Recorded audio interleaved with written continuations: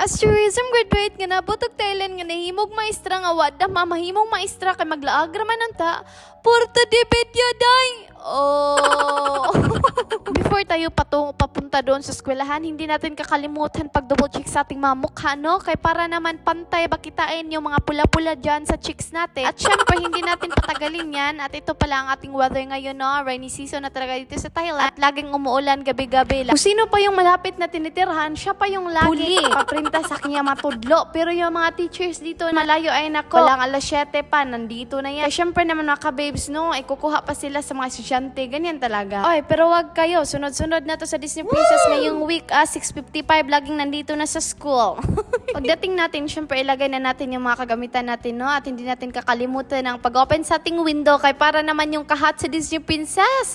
Mapulihan o kabugnawon, oy. Pero season man rin dire mga ka-Disney, no? So hindi ta mamoblema. Sumasabay rin tong electric pan, no? Naghihingalo na rin. Ayaw na niyang umandar. Huwag tayong mawalan ng pag-asa, no? Kay ito lang talaga ang na pag-blower sa ating mga hair. Para naman ng 50-50 na din ha atong makabuhukan. Hindi magtulo-tulo din ha. Minsan lang talaga ako nagawalis dito sa labas kasi nga natatakot ako dahil maraming tilas. Oy! Bawat akong balhibo. Bito mga kabibs, way joke na adyo mga tilas diri kay duol manggod siya. Bubata no tanawa. Kiron taog na ay mga saging-saging basta kay ipakawat. Malipay jud. Okay, back to our video. Pumunta na rin ako dito sa loob ng aking room para magwalis at para naman malinis kita no at hindi natin kakalimutan ang ating pagbo-blow din na sa ating hair. Hindi talaga pwede na natin yan nabasa pa ating buhok dahil baka ang white hair dyan magtubo-tubo na no. So fast forward naman kay babes no, may 70% naman ang uga. So nag-decide na ko nga magbutok na kay ang gate duty nagguwat na daw sa ako dito. Charing basig mo labay itong principal di ko makitan dito na patay maanihan ko sa akong room. Hoy, kay dapat wala pa 7:45 na nako dito sa gate duty kay para mo labay ang principal makitan ko ba. Pasip-sip oy.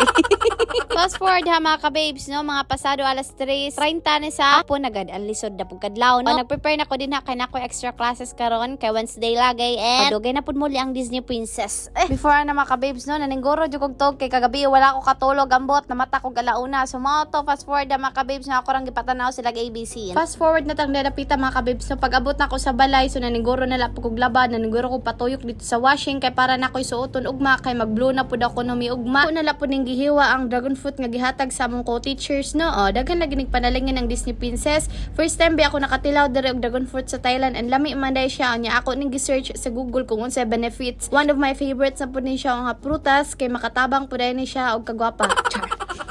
Trivia day mga ka-babes no, mas daghan og benepisyo og red ang sulod dragon fruit dili white. Ambot nga no kay mura sa daw nakitan sa Google. Pinakog ang napalit namo is katong red man di ay sinadismaya gamay ang Disney Princess. So okay lang na ka at least healthy ba, healthy living ta din dapita. Karon na po adlaw.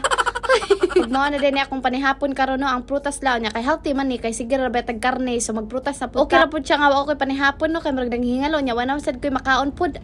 Fast forward ha mga ka-babes no, after 1 hour nahuman na jud taon niya nagdali-dali lang pud kog hay-hay kay para naman kuno mauga pero 70% naman ni uga dire kay diretso naman to dryer. And hanggang dito na lang mga ka-babes. Salamat sa pagtanaw, salamat sa mga suporta. Thank you. Mabuhay kayo hangga't gusto nyo.